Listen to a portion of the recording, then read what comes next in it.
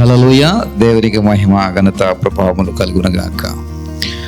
అందరికీ కూడా వందనాలు. ప్రభువైన యేసుక్రీస్తు వారి యొక్క శ్రేష్టమైన నామమును బట్టి ఈ శుభోదయపు ఆశీర్వాదములను తెలియచేస్తూ దేవుని యొక్క దాసుడిగా మరొక ఉదయకాల ప్రాంతంలో మేల్కొల్పు ప్రార్థన సహవాసమును మీ ముందుకు తీసుకుని వస్తూ ఉన్నాం. ఇది మహా కృప, దేవుని యొక్క వాత్సల్యతే. అనుదినము ఆయన యొక్క కృప, ఆయన యొక్క వాత్సల్యత మనల్ని పలకరిస్తుంది. కాబట్టి వాక్యములో ఈ దైవదయంలో మనం ఉండగలుగుతున్నాం. ఈ మేల్కొల్పు ప్రార్థనలో మనం ఉండగలుగుతున్నాం. ప్రియ సహోదరుడా, సహోదరి, ఇది అందరికీ జరిగేటటువంటిది లేదా అందరికీ దొరికేటటువంటి భాగ్యం కాదు. అందరికీ దొరికేటటువంటి భాగ్యము కానే కాదు. ఇది కొద్ది మందికి దక్కేటటువంటి భాగ్యమని నేను చెప్పడానికి సంతోషిస్తున్నాను. ఈ వాక్య సహవాసములో, ఈ వాక్య పరిచర్యలో ఉంటున్న అందరూ కూడా దేవుని యొక్క కృపకు పాత్రులని నేను నమ్ముచున్నాను. ఎలా ఈ మాట మీరు చెప్పగలుగుతారండి? ఉదయాన్నే దేవుని యొక్క వాక్యం వింటే మేము కృప కలిగిన వారమా? వాక్యం వినకపోతే మేము కృప పొందుకోలేని వారమా? వాత్సల్యత లేని వారమా అని అనుకోవడానికి లేదా ప్రశ్నించడానికి అవకాశం ఉంది. ఎందుకంటే మనకున్నటువంటి ఆత్మీయ స్థితి మనల్ని ఆ విధంగా ప్రశ్న వేసుకునే విధంగా మనల్ని నడిపిస్తూ ఉంటారు. అయితే దీనికి ఒక చక్కటి జవాబు నేను చెప్పాలని ఆశపడుతున్నాను. 147వ కీర్తన 19వ వచనంలో ఇలా రాయబడింది: ఆయన తన వాక్యము యాకోబునకు తెలియజేసెను, తన కట్టడలను తన న్యాయ విధులను ఇశ్రాయేలునకు తెలియజేసెను. ఇంతవరకు బాగానే ఉందండి. ఇలా తన వాక్యమును యాకోబునకు తెలియజేసాను, తన కట్టడలను తన న్యాయ విధులను ఇశ్రాయేలునకు తెలియజేసాను. దానిలో పెద్ద విశేషమేమీ లేదని అనుకోవచ్చు. కానీ 20వ వచనాన్ని చదివినప్పుడు అందులో ఉన్న విశేషం ఏమిటో మనకు అర్థమవుతుంది. ఏమిటి 20వ వచనంలో ఉన్నటువంటి భావము లేదా సారాంశం ఏమిటి? ఏ జనమునకు ఆయన ఇలాగూ చేసి ఉండలేదు. ఏ జనమునకును ఆయన ఇలాగూ చేసి ఉండలేదు. ఆయన న్యాయ విధులు వారికి తెలియకయే ఉన్నవి. ఆయన న్యాయ విధులు వారికి తెలియకయే ఉన్నవి. దీన్ని బట్టి మీకు అర్థమైపోయి ఉండాలి. ఏమిటండి? ఏ జనమునకు ఆయన ఇలాగూ చేసి ఉండలేదట. అంటే ఎవరికి పడితే వారికి ఆయన వాక్యం వినిపించే దేవుడు కాదు. ఎవరికి పడితే వారికి ఈ వాక్యం వినండిరా బాబు అని మరి ఎవరికనే అందించే దేవుడు కాదు. ఎవరికి వినిపిస్తాడట? యాకోబునకు ఆయన వినిపిస్తాడట. కట్టడలను న్యాయ విధులను ఎవరికి వినిపిస్తాడట? ఇజ్రాయేలులకు వినిపిస్తాడట. అంటే యాకోబు నుండి ఉద్భవించినటువంటి జనాంగమే ఇజ్రాయేల్ జనాంగం. ఈ యాకోబు దేవుని యొక్క దర్శనం బట్టి తన బ్రతుకును, తన స్థితిని మార్చుకుని ఇజ్రాయేలుగా అవతరించి దేవుని యొక్క అనుగ్రహమునకు పాత్రుడైనటువంటి గొప్ప అభిషేకము కలిగిన వాడిగా యాకోబు కనబడుతున్నాడు. ఇలాంటి దైవికమైనటువంటి నడిపింపు కలిగిన వారికి, దేవుని యొక్క చిత్తమునకు లోబడే వారికి, దేవుని యొక్క మరి కృపను ఎప్పుడు వెతికే వారికి ఆయన వాక్యము మరి తెలియచేయబడతా ఉంటుంది.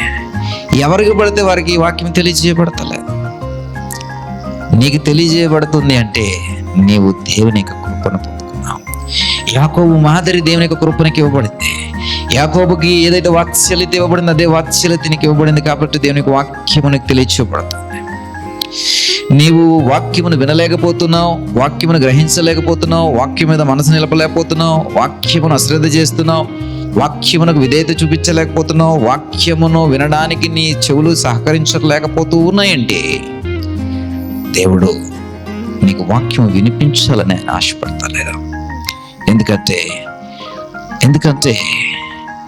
ఆయన యాకోబునకు మాత్రము, ఇశ్రాయేలుకు మాత్రమే వాక్యమును వినిపించే దేవుడు.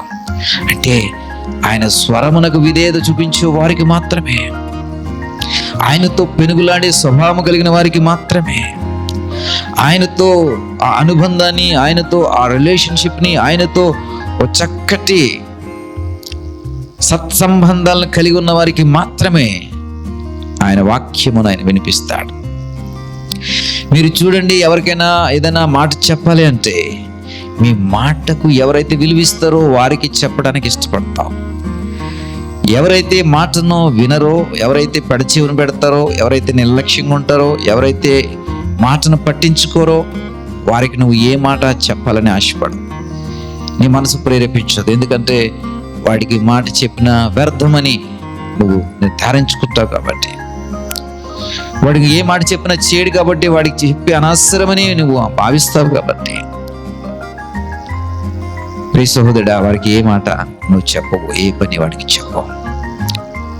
ఎవరైనా చెప్తూ ఉంటే కూడా ఎవరికి చెప్తున్నావు? పలానా వాడికి చెప్పకమ్మా వాడు చేయడు, వాడికి చెప్పకమ్మా వాడు మాట వినే రకం కాదు, వాడికి చెప్పకమ్మా వాడు మాట ప్రకారము చేసేవాడు కాదు. ఎందుకంటే వాడికి మాట వినే బుద్ధి లేదు, మాట వినే స్వభావం లేదు, మాటకు విధేయత చూపించేటువంటి స్థితి లేదు, మాట ప్రకారము చేయడానికి మనసు నిలిపే స్థితి లేదు, మాటలో మరి జీవించటానికి ప్రయాస కానీ ఆశ కానీ లేనటువంటి వాడు. కాబట్టి అలాంటి వ్యక్తిని నువ్వు ధృవీకరించి వాడికి ఏ మాట చెప్పొద్దు అంటావు. అలాగే దేవునికి వాక్యము ఎవరికి తెలియజేయబడుతుంది అంటే యాకోబునకు తెలియజేయబడుతుంది.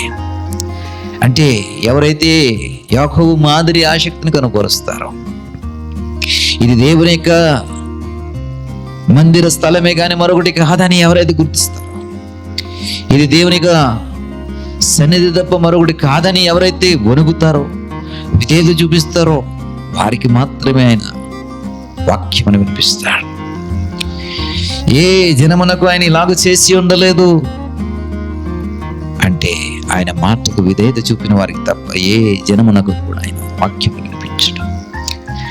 మరి నీకు వినిపించట్లేదు, గ్రహించట్లేదు, వాక్యమునకు నీ స్థితి అనుకూలించట్లేదు అంటే నువ్వు యాకోబు లేదా ఇశ్రాయేలు మాదిరిగా నువ్వు పిలపడట్లేదని ఒకసారి ఆలోచన చేయి. ఈ మిగిలిన ఏ జనమునకు అంటే దేవుని యొక్క వాక్యము వినలేనటువంటి జనమునకు ఏదైతే ముద్ర వేయబడుతుందో ఆ ముద్ర నీకు వేయబడుతుందేమో ఒకసారి ఆలోచన చేయి. వారికి ఏ న్యాయ విధులు కూడా తెలియచేయబడట్లేదా? కాబట్టి వారు న్యాయము తప్పి న్యాయంలో లేక న్యాయమును అనుసరించలేక బ్రతుకుతూ ఉంటారు. అది రేపు తీర్పులోకి వస్తుంది, రేపు పరిగణలోకి వస్తుంది, రేపు అది చాలా కఠినమైనటువంటి జ్ఞానస్థాపన చేస్తుంది. మరి నీ విషయంలో దేవుడు అలాగ అనుకోవట్లేదు. ఆయన వాక్యమును నీకు తెలియజేయాలని ఉదయమున నీ మేల్కొల్పు ప్రార్థన ద్వారా నీ ముందుకు వస్తున్నాడు. ఆయన కట్టడలను, ఆయన న్యాయ విధులను నీకు తెలియపరచాలని యాకోబు జాబితాలో, యాకోబు వంశావళిలో, ఇజ్రాయేలీల యొక్క జాబితాలో, ఇజ్రాయేలీల యొక్క వంశావళిలో నీ పేరు చేర్చబడిందని ఈ వాక్యము ప్రతి ఉదయమున నీకు తెలియచేయబడతా ఉంది. యాకోబు వాడవైతే వాక్యం వింటావు, ఇజ్రాయేలు వాడవైతే నీవు ఈ వాక్యం వింటావు. ప్రియ సహోదరుడా, సహోదరి, వాక్యం విన్నప్పుడు ఉండే ఆశీర్వాదం, వాక్యం విన్నప్పుడు ఉండేటువంటి దీవెనలు, వాక్యం విన్నప్పుడు, వాక్యమును బట్టి నడుచుకున్నప్పుడు, వాక్యమును బట్టి బ్రతికినప్పుడు ఉండేటువంటి ధన్యత, ఊహించలేటువంటి ఆశీర్వాదం. ప్రియ సహోదరుడా, సహోదరి, ఉదయకాలం మేల్కొల్పు ప్రార్థన దాని ముందుకు వస్తుండగా ఈ వాక్యం నీతి కొరకు దేవుడు సిద్ధపరిచాడు. యాకోబుకు తెలియజేసినట్లుగా నీకు తెలియజేస్తానంటున్నాడు. యాకోబును ఆశీర్వదించినట్టుగా నిన్ను ఆశీర్వదిస్తానంటున్నాడు. యాకోబును లేపినట్టుగా నిన్ను లేపాలని ఆశపడుతున్నాడు. కాబట్టి వాక్యం నేను వింటాను ప్రభా, ఉదయకాల సమయంలో ఈ వాక్యం నేను వింటానని నీ కొరకు వినిపించబడుతున్నటువంటి వాక్యము కొరకు చెవియకు. ప్రియ సహోదరుడా, దేవుడు నీ స్థితిని ఈరోజు మార్చబోతున్నాడు. ఈ రోజు నుండి నీ స్థితిని, నీ బ్రతుకును, నీ యొక్క భవిష్యత్ అంతటిని కూడా ఆయన మార్చబోతున్నాడు. ఆమె నేను చెప్పి ప్రార్థనలో ఏకీభవించు. ప్రభువా, నాకు సహాయం దయచేయి. వాక్యము వినడానికి నీ వాక్యమును ఉదయం నా కొరకు పంపించున్నావయ్యా. యాకోబుకు పంపించినట్లు ఇదిగో నా కొరకు వాక్యమును పంపించున్నావు. ఇజ్రాయెల్ కొరకు పంపించినట్టుగా నీ న్యాయ విధులను నాకు పంపించి ఉన్నావు అయ్యా. అనేక జనమునకు లేని జన్యత, అనేక జనమునకు లేనటువంటి భాగ్యము నాకు ఇవ్వబడుతుంది. నీ వాక్యమును నిలుచుటకు, వాక్యమును నడుచుటకు, వాక్యములో కట్టబడుటకు సహాయం దయచేయి నాయనా. ఇదిగో ప్రభా, నా జీవితాన్ని, నా భవిష్యత్తుని దీవెనకరంగా, ఆశ్చర్యకరమైనటువంటి ఆశీర్వాదకరంగా మార్చుకోవడానికి సహాయం దయచేయండి. మహిమ ఘనత ప్రభావం మీరే పొందుకోండి. యేసు నామమున బట్టి అడిగి పెట్టుకుంటున్నాం పరమ తండ్రి, ఆమేన్.